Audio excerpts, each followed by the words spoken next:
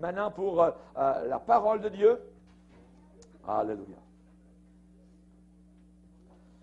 Gloire au Seigneur. Donc, on va ouvrir la parole de Dieu, particulièrement dans le prophète Ésaïe, au chapitre 30. Ésaïe, chapitre 30, le titre du message est intitulé « Du bruit ».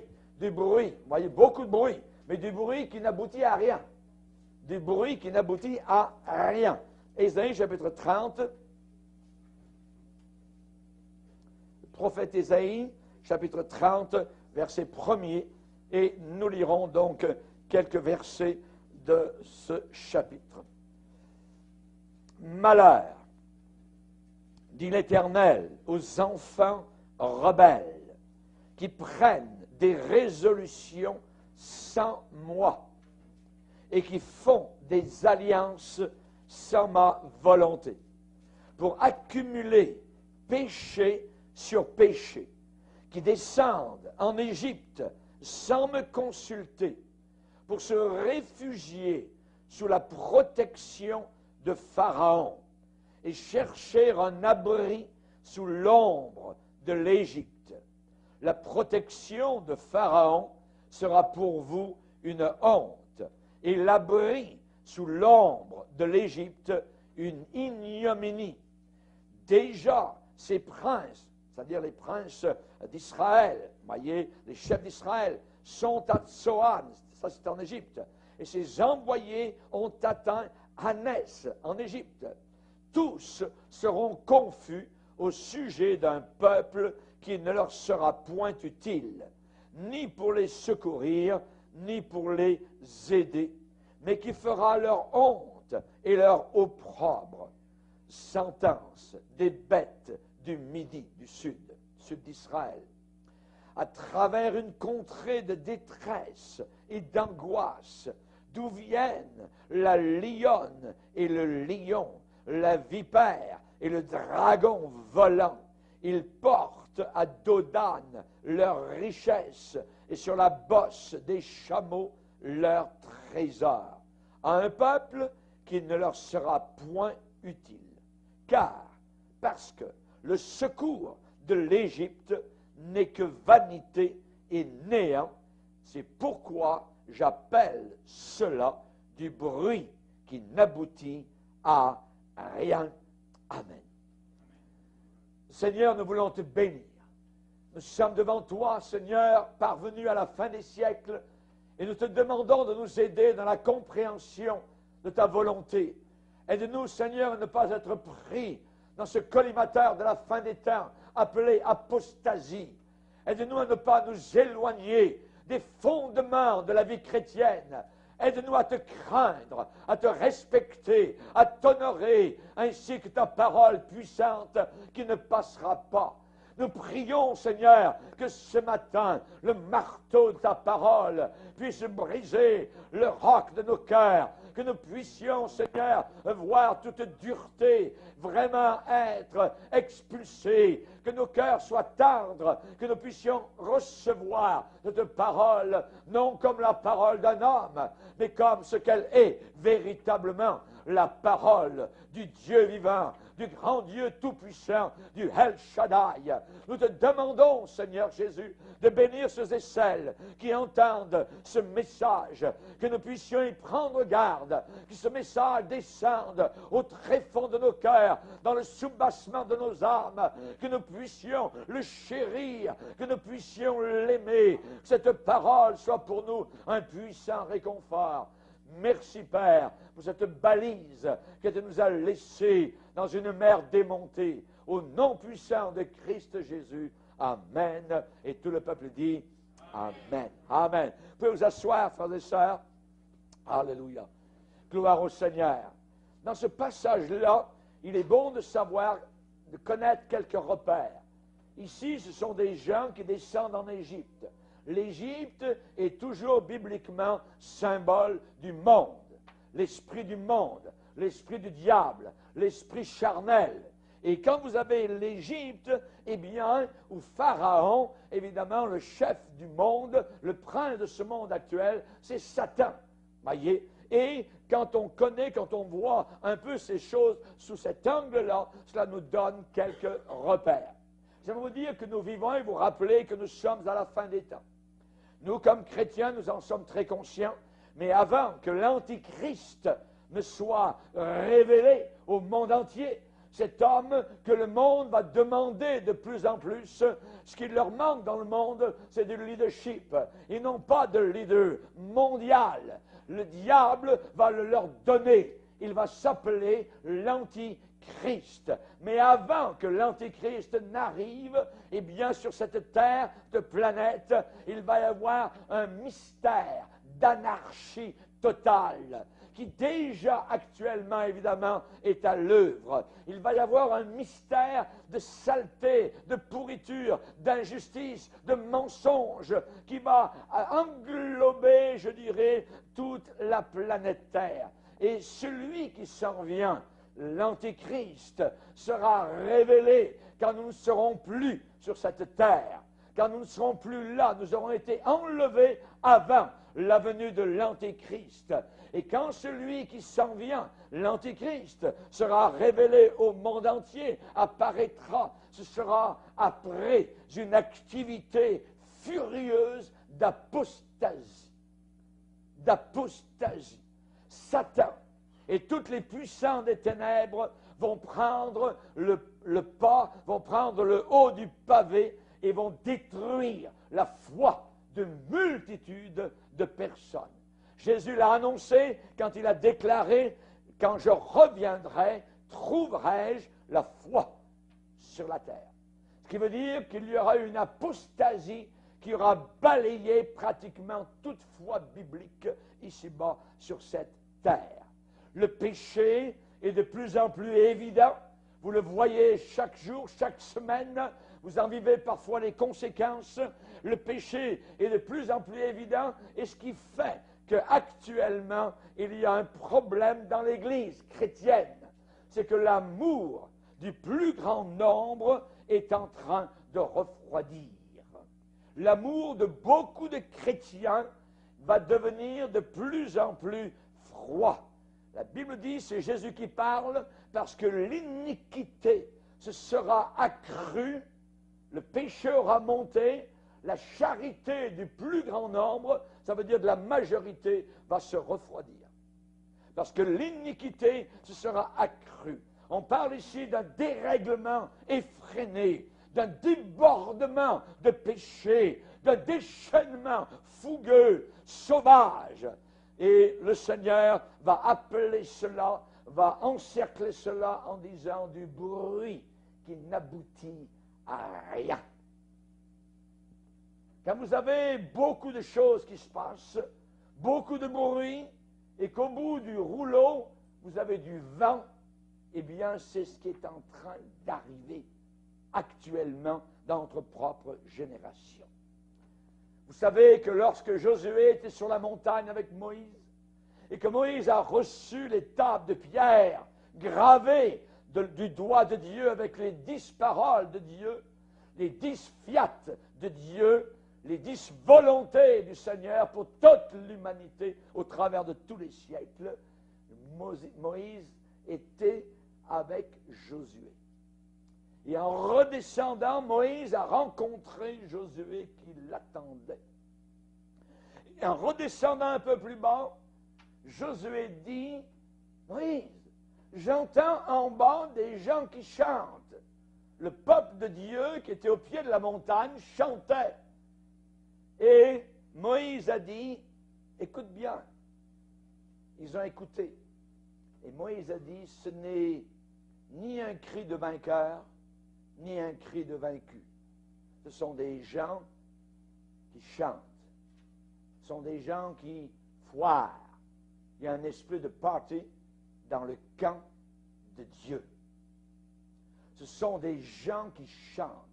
Ni un cri de vainqueur, ni un cri de vaincu. Et ça va être exactement, je dirais, cette froideur à la fin des temps, cette tiédeur que Dieu abhorre, que Dieu déteste au plus haut point. Du bruit. Beaucoup de bruit parfois. Et vous avez du bruit musical, Vous avez toutes sortes de choses à vous casser la tête. Je suis allé dans certaines églises évangéliques où pour parler à le voisin, vous devez vous mettre à côté de l'oreille parce que c'est impossible. Il y a tellement de boucans, tellement de bruit qui n'aboutit bien souvent à rien, voyez, que vous ne pouvez pas parler, je dirais, juste face à face avec la personne pour qu'elle vous comprenne. Avec le rock qui est entré à l'intérieur de l'Église, avec la musique du monde, et on va en parler à l'intérieur de l'Église, avec cette descente vers l'Égypte, le Seigneur dit tout cela, eh bien c'est comme une montagne qui accouche d'une souris. Du bruit qui n'aboutit à rien, à rien. Ni un bruit de vainqueur, ni un bruit de vaincu. À la Pentecôte, dans Actes chapitre 2, la Bible dit qu'il y eut un bruit. Mais ce bruit ne venait pas de la terre. Ce bruit ne venait pas des 120 personnes qui priaient. Ce bruit venait d'en haut. Un bruit, la Bible dit, venant du ciel. L'origine du bruit était le ciel. Nous avons besoin de nouveau d'entendre le bruit qui vient d'en haut, le bruit du ciel, et non pas un vacarme qui n'aboutit à rien. À rien. Parce que l'iniquité se sera accrue. La charité du plus grand nombre se refroidira. Je vais vous le dire, sans être prophète ou quoi que ce soit, ou d'aller dans les prédictions, il y aura un naufrage. Il va y avoir une chute de croyants, de chrétiens de tous bords, de tous côtés. C'est ce qui s'en vient en face de nous. Il y aura naufrage de beaucoup de chrétiens de tous bords, de tous côtés. Et le plus grand souci de Dieu, notre Père, la plus grande inquiétude de notre Dieu, ce ne sont pas tellement, oui c'est vrai, mais ce ne sont pas tellement les choses, je dirais, dans lesquelles, je dis bien dans lesquelles les chrétiens tombent, ou s'égarent, ou chutent. Mais ce qui inquiète, qui met du souci dans la tête de notre Père, c'est surtout les choses desquelles il s'éloigne. Les choses desquelles actuellement l'Église chrétienne est en train de s'éloigner. Vous vous rappelez, une Église qui a commencé dans le feu, qui a commencé dans l'esprit, qui a commencé avec la puissance de Dieu, avec les dons de l'Esprit, avec des miracles merveilleux dans la ville, la grande ville d'Éphèse, dans la Turquie actuelle, où l'apôtre Paul était venu prêcher l'Évangile. Cette même Église qui avait commencé par la puissance du Saint-Esprit, environ 40 ans plus tard, le Seigneur va dire à l'Église d'Éphèse, ce que j'ai contre toi, c'est que tu as perdu, tu as abandonné ton premier amour. Ce qui inquiète le Seigneur, c'est les choses desquelles nous sommes en train de nous éloigner. De nous éloigner. Souviens-toi d'où tu es tombé, va dire le Seigneur à l'église d'Éphèse.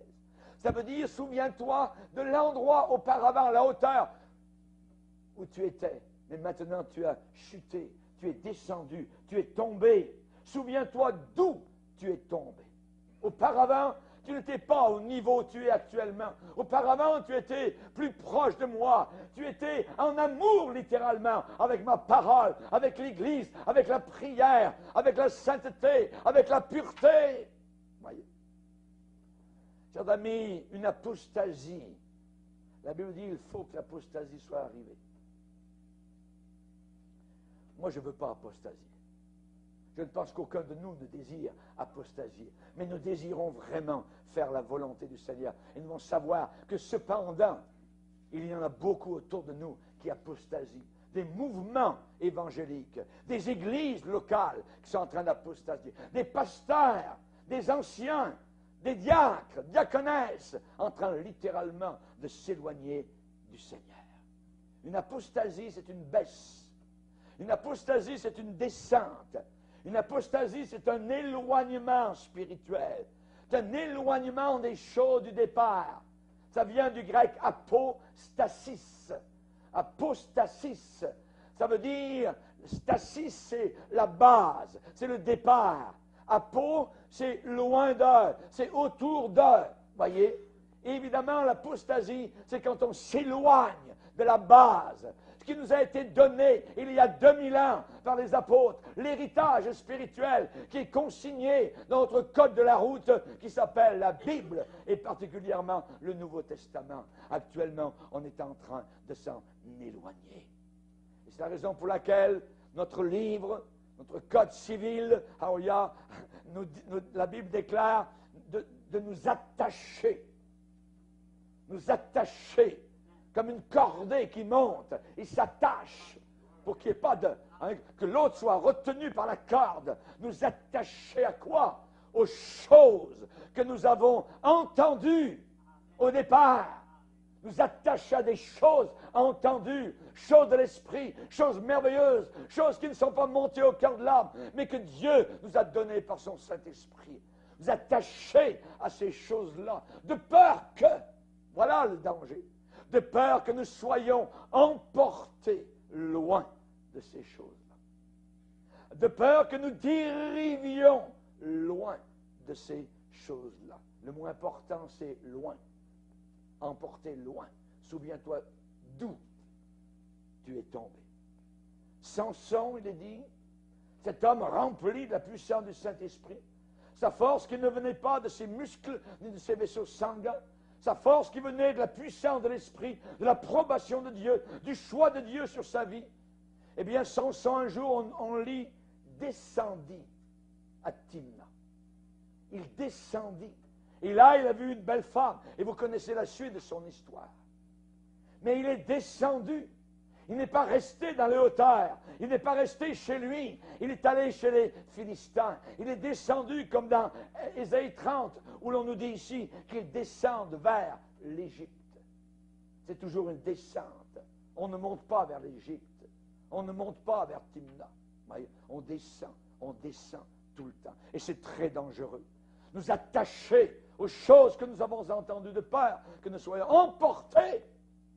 Le courant va être très fort à la fin des temps. Ne pensez pas que vous pourrez de vous-même arriver à combattre les courants qui seront contre l'Église du Seigneur. Il va falloir être ancré, il va falloir être attaché, encordé avec notre chef de cordée qui s'appelle Jésus-Christ. Alléluia. Attaché à Jésus-Christ, notre Sauveur. Merci Seigneur. Actuellement, il y a une descente, un éloignement nous nous éloignons actuellement comme Église chrétienne très loin de ce qui était cru auparavant. De ce qui était cru auparavant. Le croiriez-vous aujourd'hui, il y a beaucoup de chrétiens qui ne croient même plus à l'enfer éternel. C'est juste un des signes. Et je pourrais vous citer beaucoup de choses. C'est une apostasie. Une apostasie. La grande dérive. On va lire dans 2 Thessaloniciens, chapitre 2. 2 Thessaloniciens, chapitre 2, nous lirons le verset 1er et le verset 3. Pour ce qui concerne l'avènement de notre Seigneur Jésus-Christ et notre réunion avec lui, nous vous prions, frères, de ne pas vous laisser facilement ébranler dans votre bon sens. Verset 3. Que personne ne vous séduise d'aucune manière, car il faut que l'apostasie soit arrivée auparavant. Il faut que l'apostasie soit arrivée auparavant. L'apostasie, c'est ce que nous sommes en train de parler donc maintenant. Cet éloignement, cette descente de ce qui était cru auparavant. La grande dérive. Savez-vous actuellement qu'il y a des multitudes de chrétiens et même des pasteurs, des diacres, voyez, des gens qui ont des ministères de toutes sortes, actuellement sont en train de perdre la foi, la confiance dans le nom de Jésus-Christ. Nous ne sommes pas de ceux qui se retirent pour se perdre. Nous sommes de ceux qui ont la foi pour sauver leur âme. Amen. Alléluia. Gloire à Dieu. Actuellement, il y a des multitudes de chrétiens qui sont en train de se détourner littéralement de Jésus-Christ comme étant la réponse à tout. Ici, dans cette église, nous croyons que Jésus-Christ est la réponse à tous les problèmes. À tous les problèmes. Pendant des siècles, les chrétiens ont cru cela. La réponse n'est pas dans l'homme, la réponse n'est pas dans le monde, la réponse n'est pas dans Pharaon, la réponse n'est pas dans l'Égypte, la réponse n'est pas dans la sagesse humaine. La réponse est en Jésus-Christ, elle est là. Le problème, c'est qu'on s'éloigne de Jésus pour aller vers les hommes. Pour aller vers les hommes. Des multitudes de chrétiens actuellement s'éloignent, se détournent d'une foi d'enfant, je dirais, en lui seul, comme étant la solution à tous les problèmes. Jésus est la solution à tous les problèmes. Actuellement, qu'est-ce que nous voyons dans le monde chrétien? Une vente de garage. C'est une vente de garage. On dilapide les biens du Seigneur.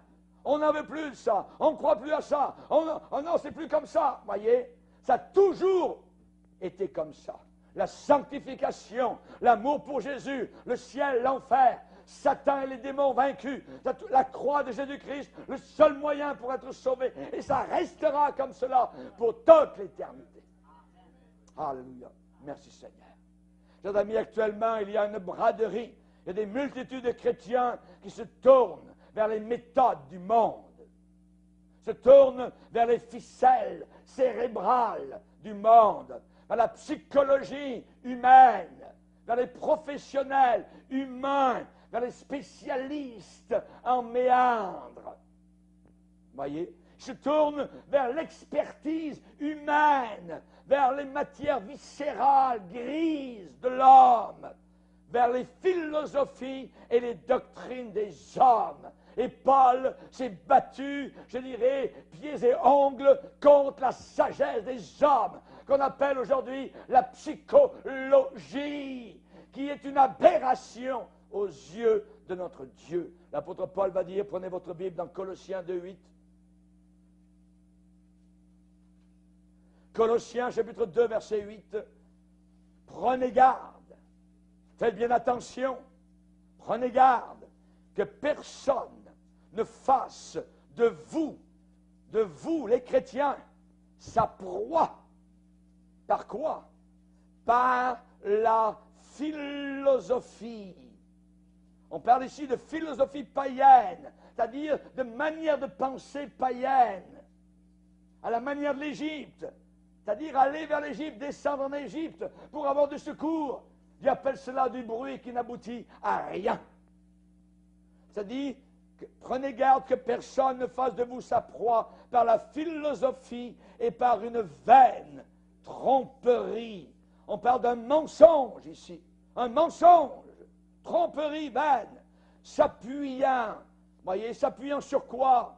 S'appuyant sur une toile d'araignée, sur la tradition des hommes, sur les rudiments du monde, et non pas sur Christ.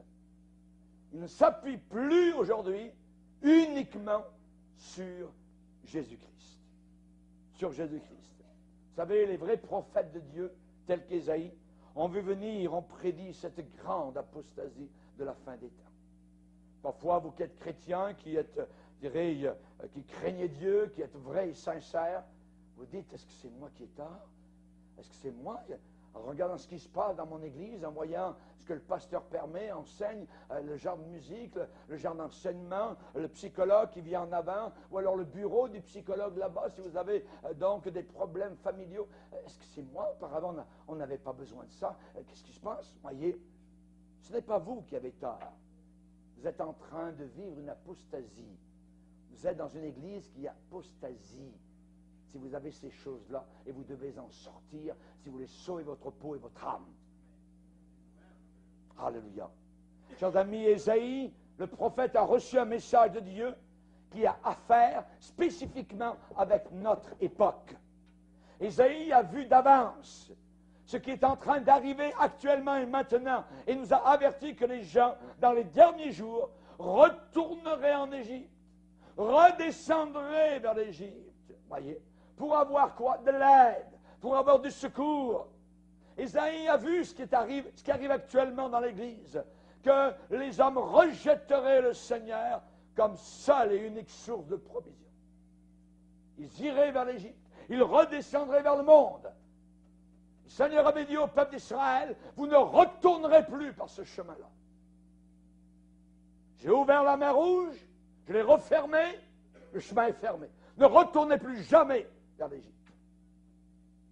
Et dès qu'il y a eu le problème dans le désert, voyez, ceux qui étaient au milieu du peuple de Dieu, peut-être que Moïse n'a pas raison, tout ça, on pourrait retourner en Égypte, on n'a plus l'odeur des bons oignons, c'est juste de la manne qui tombe, on est fatigué de ça, ainsi de suite. Voyez, ils voulaient tout de suite, la tendance, c'est retourner vers l'Égypte, retourner vers le monde. Et l'Église du Seigneur ne peut pas se permettre un tel voyage vers l'esprit de ce monde. Nous sommes dans le monde, nous n'appartenons plus au monde. Nous vivons dans le monde, nous travaillons dans le monde, nous avons nos emplois dans le monde, mais nous ne faisons plus partie de ce monde. Le monde aime ce qui est à lui. C'est la raison pour laquelle vous ressentez cette haine vis-à-vis de vous au travail ou ailleurs. Parce que le monde reconnaît ce qui lui appartient, mais vous n'appartenez plus au monde. Donc vous ressentez ce rejet, cette haine. Vous êtes différent si vous êtes un véritable chrétien. Et c'est normal. Et c'est normal. Amen.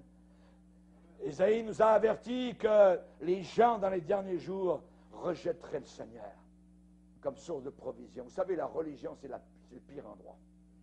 Un lieu religieux, c'est le pire endroit.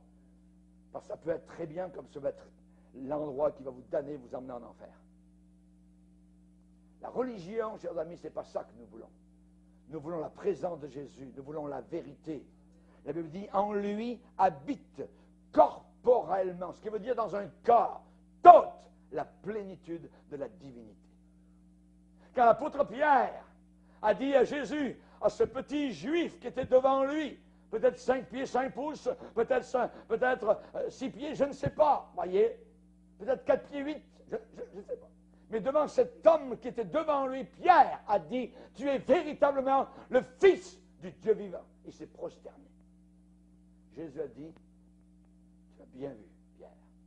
Il n'a pas dit, non, non, je ne suis pas cela. Non, non, je ne suis qu'un homme. Jésus n'a jamais dit cela. Jésus a accepté ce que Pierre disait. Il s'est prosterné. Et Colossiens nous dit qu'en lui, dans cet homme, habite dans un corps, un petit corps humain, toute la plénitude de la divinité. Dieu en chair. Ça nous étonne. On est bouleversé. Alléluia. On est étonné. Mais nous le croyons. Et nous ne voulons pas nous tourner vers les hommes pour avoir du secours. Nous voulons non pas descendre vers l'Égypte pour être aidés. Non, non, non. On se tourne vers lui. Venez à moi, vous tous qui êtes fatigués et chargés, et je vous donnerai du repos. Amen. Alléluia. Chers amis, Paul va dire qu'ils vont s'appuyer sur les traditions des hommes, sur les rudiments du monde, la philosophie, voyez, la philosophie. Il y a beaucoup de jeunes gens qui ont été élevés dans l'église du Seigneur, sont venus à l'école du dimanche, ont cru au Seigneur, je ne sais pas jusqu'à quel point, mais ensuite sont allés à l'université et sont arrivés en classe de philosophie. Et là, le professeur, semaine après semaine, a miné littéralement leur foi en Jésus-Christ. Et ces jeunes gens-là sont retournés à la maison en disant, papa, maman, c'est complètement faux ce que vous nous avez enseigné. Ils sont retournés vers le monde. C'est très dangereux. La philosophie humaine, la sagesse humaine. Toutes les fois qu'il y a sagesse humaine, ça ne veut pas dire que c'est sage. Au contraire, le pasteur de Jérusalem, le pasteur Jacques va dire que la sagesse humaine, elle est diabolique. Ah! Quel langage! Mais c'est la vérité. C'est la parole de Dieu. La sagesse des hommes, elle est diabolique. Vous savez, Dieu a fait la chose bien certaine pour qu'il n'y ait pas d'erreur vers qui cette prophétie d'Ésaïe chapitre 30 était dirigée. Regardez Ésaïe 30, verset 8. Ésaïe 30, verset 8. Dieu va dire à Ésaïe, va maintenant, écris ces choses devant eux sur une table et grave-les dans un livre afin qu'elles subsistent dans les temps à venir éternellement et à perpétuité. Ces choses ont été écrites, voyez, afin afin qu'elle subsiste dans les temps à venir. La traduction littérale de ce verset dit que ce soit pour les générations futures dans les derniers jours. Que ce soit pour les générations futures dans les derniers jours. Et nous sommes actuellement, nous, la génération des derniers jours. Dans Ésaïe 30, vous avez le message de Dieu pour cette Église des derniers jours. Comme c'est vrai, comme c'est à point, comme c'est juste, comme c'est exact. Et le début du message, eh bien, dans Ésaïe 30, révèle la tristesse de Dieu. La tristesse de Dieu sur la cause de l'apostasie. C'est quoi la raison, le moteur derrière, le fuel qui alimente l'apostasie? Pourquoi Dieu les appelle-t-il enfants rebelles?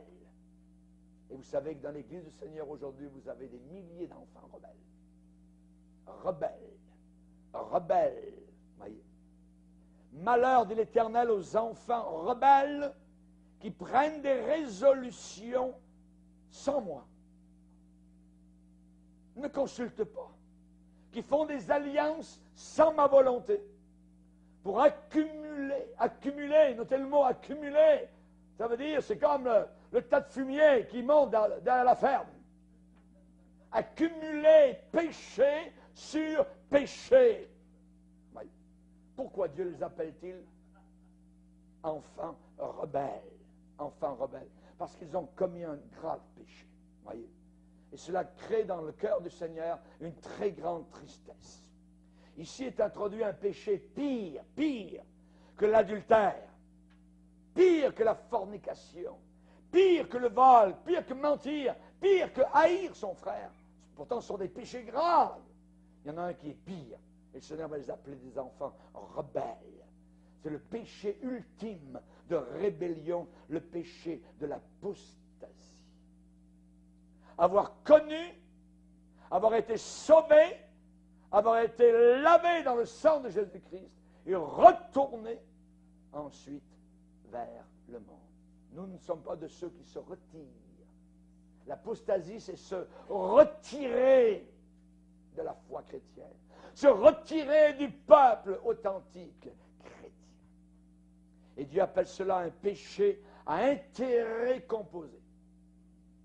À intérêt composé pour accumuler péché sur péché. Ça veut dire pour additionner, pour entasser péché sur péché. C'est une gifle à la face de Dieu.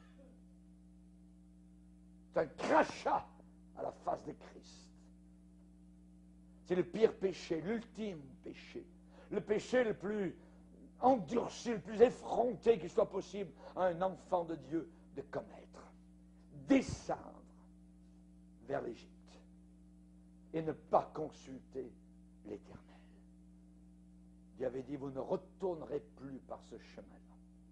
Vous ne retournerez plus. Mais maintenant, il retourne. Il ne consulte pas le Seigneur.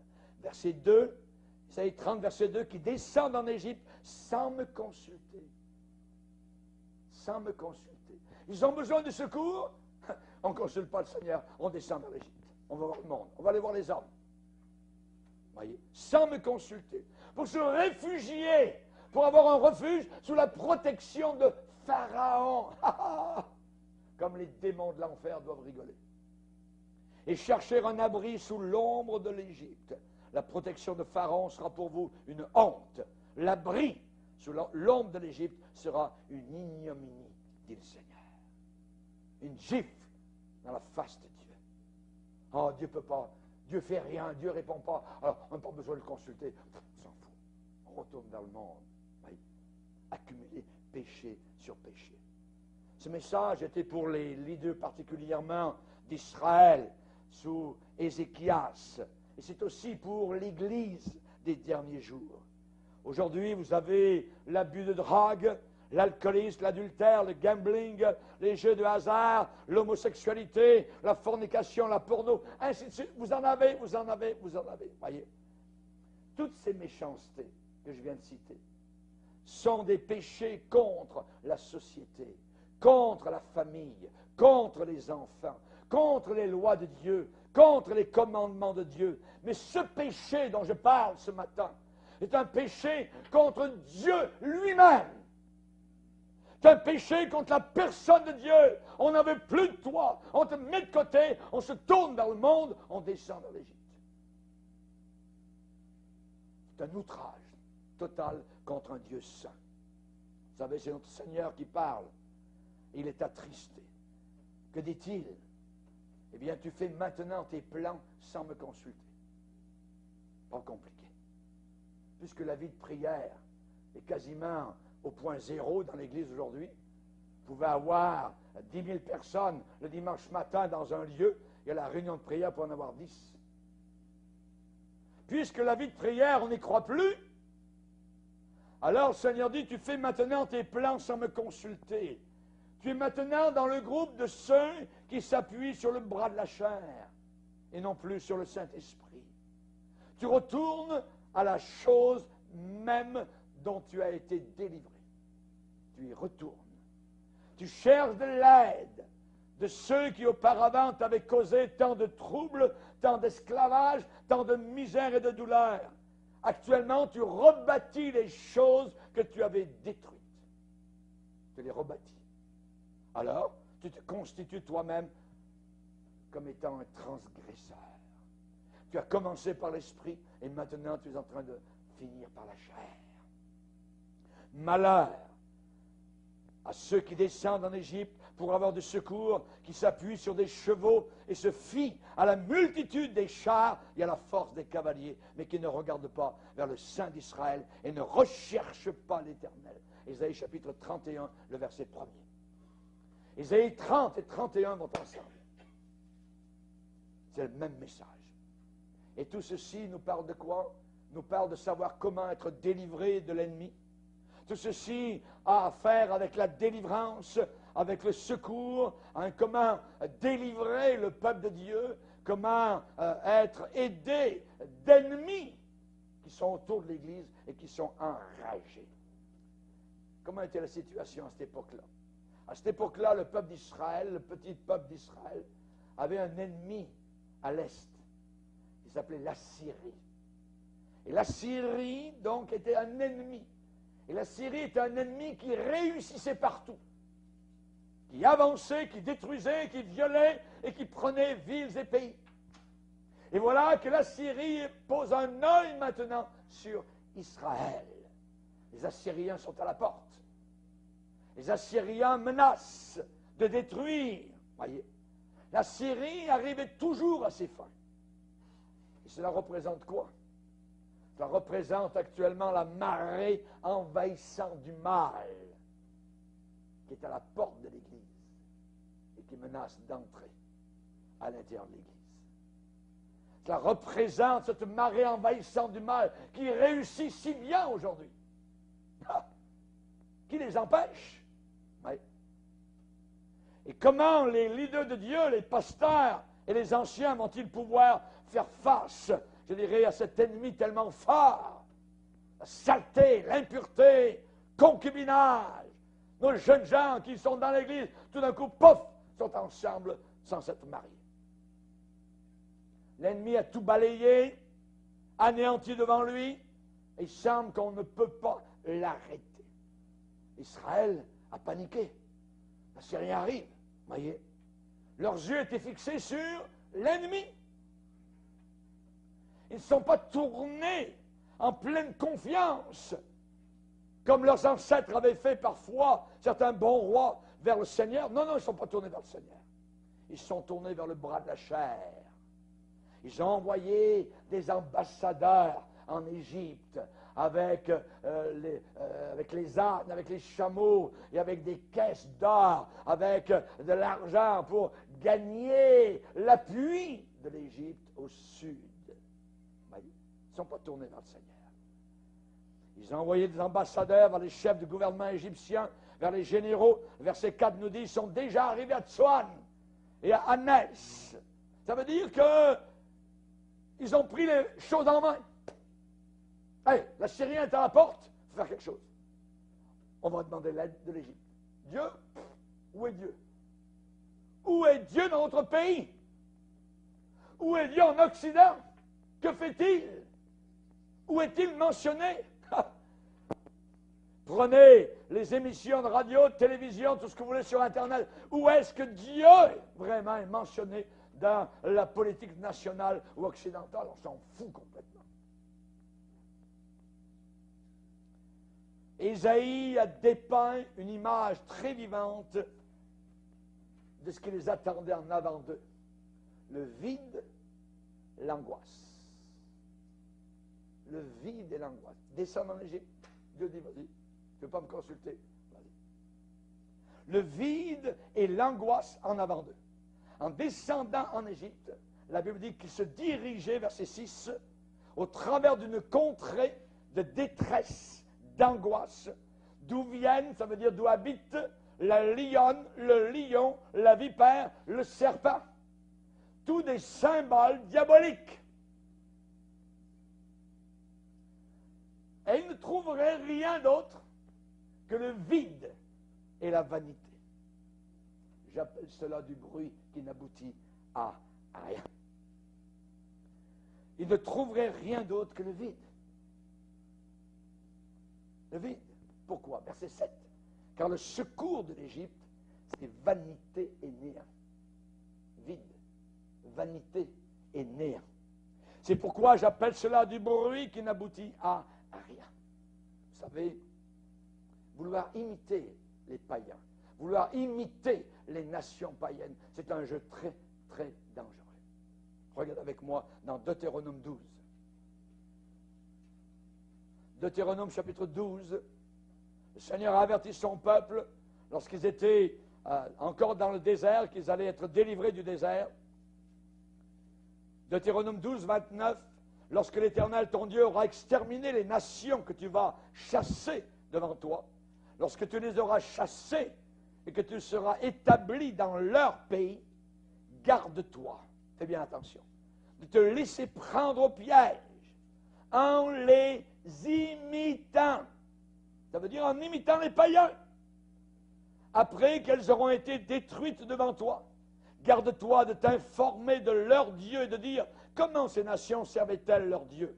Moi aussi je veux faire de même. Tu n'agiras pas ainsi à l'égard de l'Éternel ton Dieu, car ces nations servaient leur Dieu en faisant toutes les abominations qui sont odieuses à l'Éternel. Et même, elles brûlaient au feu leurs fils et leurs filles en l'honneur de leur Dieu. Et aujourd'hui, sur l'autel de la sexualité, on brûle, on tue des millions de bébés depuis des années, et Dieu va juger cette génération pour tous ces meurtres. Chers amis, l'image est terrible. Voilà le peuple de Dieu en train de retourner par le même désert d'où ils avaient été délivrés. Ils redescendent vers l'Égypte. Voilà le peuple de Dieu en train de chercher de l'aide vers un système du monde qui est orgueilleux, qui est vantard, fanfaron, et qui en réalité ne peut pas bouger. Ne peut rien faire. Ni un cri de vainqueur, ni un cri de vaincu. Ni froid, ni bouillant. Voilà le peuple de Dieu qui de nouveau est prêt à supporter le vide, la douleur, les angoisses, les burn-out et ces choses semblables. Quand j'étais jeune pasteur, je n'ai jamais entendu parler de burn-out. Ça n'existait pas. Pourquoi? On se confiait dans le Seigneur. On priait, on menait une réunion de prière. On jeûnait, on cherchait Dieu. C'est tout. On cherchait le Seigneur. Ça n'existait pas, cette chose-là. L'image est terrible. Parce que la Bible déclare, je prends une autre version qui dit, car l'Égypte aidera en vain et inutilement. C'est pourquoi je l'ai nommé arrogance qui ne fait rien. Si vous regardez vers le monde pour obtenir de l'aide, vous regardez au mauvais endroit. Vous allez être déçus terriblement à chaque fois. Et l'Église aujourd'hui, vous regardez ce qui se passe à l'intérieur, ces armées d'experts, professionnels, diplômés, entraînés, les bergers, les ouvriers qui ont leur diplôme théologique aujourd'hui dans certains pays, c'est la course au diplôme en théologie. est-ce que la plupart sont en train de se diriger? Le retour vers le désert. Le retour au désert, le retour au scorpion. Retour à l'Égypte, retour à la grande bouche, à l'arrogance. Et verset 9, il est dit, Isaïe 30, verset 9, « Car c'est un peuple rebelle qui ne veut pas écouter la loi de l'Éternel, qui refuse d'écouter les instructions de l'Éternel. » Qu'est-ce qu'ils sont en train de faire? Ils sont en train de se détourner de l'homme de Galilée, en train de se détourner de la honte de la croix du calvaire, sont en train de se détourner de la puissance de la prière fervente du juste, en train de se détourner de la foi biblique, en train de se détourner de la parole de Dieu. Vous seriez étonné du peu de chrétiens qui lisent ce livre. D'une semaine à l'autre, d'une saison à une autre, d'une année à une autre, ils vont effleurer un chapitre de temps en temps comme ça. Ils ne connaissent plus la parole de Dieu. Ils ne la lisent plus, ils ne l'aiment plus. Quand vous aimez un livre, vous y passez du temps. Oui. Mais si vous n'aimez pas, vous le laissez sur le frigidaire, quelque part, voyez. Et aujourd'hui, dans certains milieux, on n'a même plus besoin d'amener votre Bible parce qu'on va vous montrer quelques versets directement à l'écran. Chers amis, c'est un peuple rebelle qui ne veut pas écouter la parole de Dieu. On sait qu'on a été averti, Paul a dit qu'à la fin des temps, eh bien, le Saint-Esprit nous avertit expressément que beaucoup de personnes abandonneraient la foi. Abandonneraient la foi. Ça veut dire que ce sont des gens qui étaient dans la foi. J'abandonne quelque chose que j'avais, j'abandonne quelque chose que je possédais, mais maintenant je dis, je n'ai plus besoin de ça, je me tourne vers le monde. Ouais. Ça n'a plus d'attrait pour moi. Beaucoup se détourneront de la foi biblique, et si je me détourne d'une chose, je m'attache à autre chose. S'attacheront à des esprits séducteurs, à des puissances diaboliques. Les démons à toutes sortes, je dirais, de gens religieux. Il a ses pasteurs, il a évidemment ses fausses Bibles, il a ses faux prédicateurs, il est tout équipé, préparé à recevoir bras ouverts ces millions d'apostats.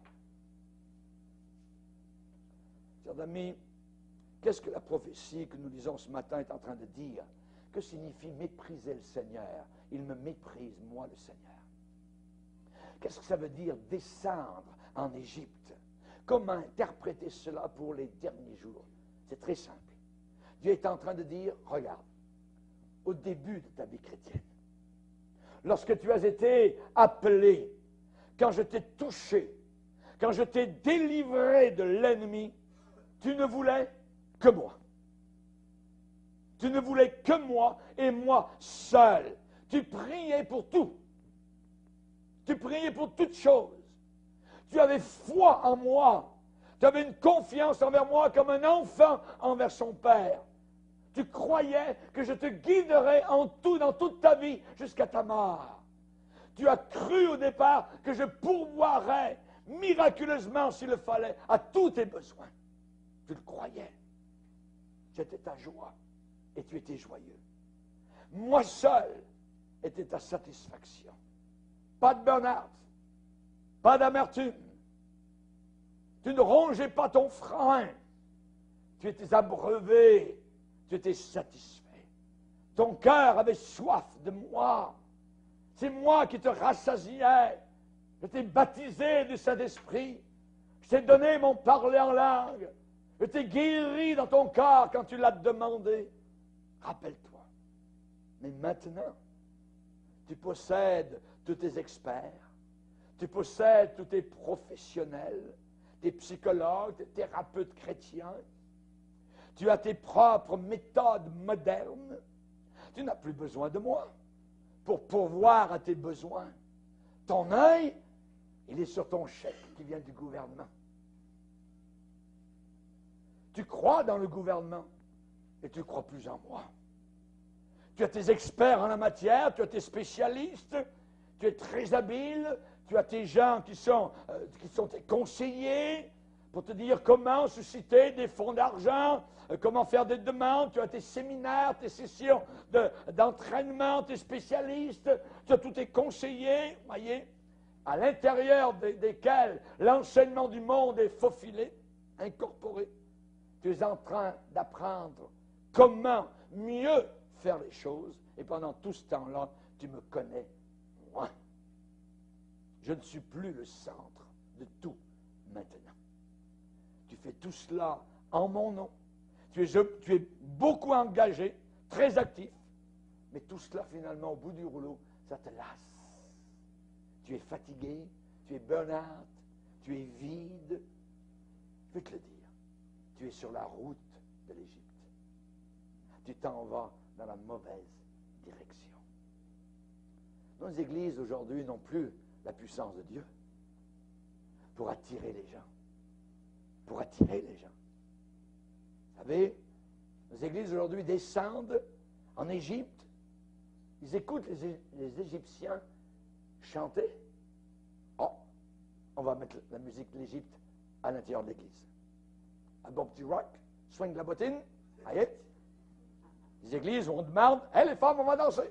Ce soir, c'est merveilleux, le Seigneur est avec nous, on va danser. Enlevez vos souliers. Oh. Hein? Église apostate. Apostasie.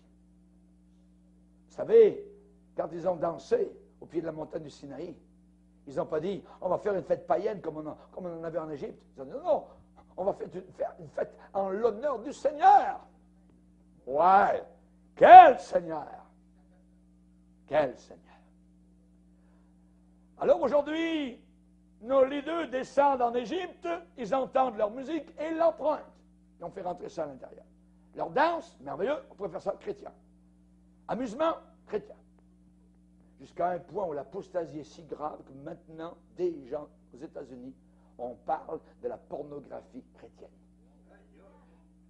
C'est abominable. C'est abominable.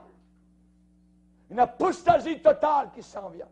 Quand je vous dis que les courants vont être très puissants et très forts, aujourd'hui, il suffit de mettre chrétien pour qu'on ait quasiment de la cigarette chrétienne, de la drogue chrétienne, de n'importe quoi. Vox populi, vox Dei. Vous connaissez le dicton? La voix du peuple, c'est la voix de Dieu. Ce que les gens veulent, qu'est-ce que vous voulez? Voyez, on aimerait le rock. Vous savez, nos jeunes, tout ça, ils s'habituent au rock dans l'église, un peu quétaine, tout ça, vos vieux cantiques, tout ça. On aimerait avoir autre chose. Ah ouais, pas de problème. Allez, les musiciens, on va faire du rock. Jamais. Si l'apôtre Paul rentrait, il ressortirait tout de suite en entendant cela, parce qu'il dirait, c'est du bruit qui n'aboutit à rien. N'aboutit à rien du tout. À rien du tout. Voyez. Chers amis, nos églises n'ont plus de puissance. N'ont plus de puissance, mais ils espèrent attirer en même temps une foule de gens. Il n'y a aucune passion pour les âmes, pour les voir sauvés de leurs péchés. Ils veulent juste des foules. C'est tout. Des foules. Regardez, on a des foules. Regardez comme Dieu nous bénit. C'est peut-être le diable qui vous bénit. Les Mormons ont des foules. Les témoins de Jéhovah ont des foules. Les catholiques à Rome ont des grandes foules. Ça ne veut pas dire que Dieu, évidemment, approuve tout cela. Aujourd'hui, ce qui importe, c'est la croissance de l'Église. À n'importe quel prix. Church growth at any cost. On ne regarde pas comment, si c'est selon la parole de Dieu, mais n'oubliez pas que dans 2 Timothée chapitre 2, il est dit, si l'athlète ne combat pas selon les règles, il ne sera pas couronné. Il y a des règles à suivre dans l'Église du Seigneur. Normalement, les chrétiens sont des gens sauvés, sanctifiés, qui sont passés par la croix, qui sont nés de nouveau, qui ont été lavés par le sang de Jésus-Christ. Et l'Égypte ne leur dit absolument rien, pas plus que ça me dit, moi, d'aller d'un jour dans la lune.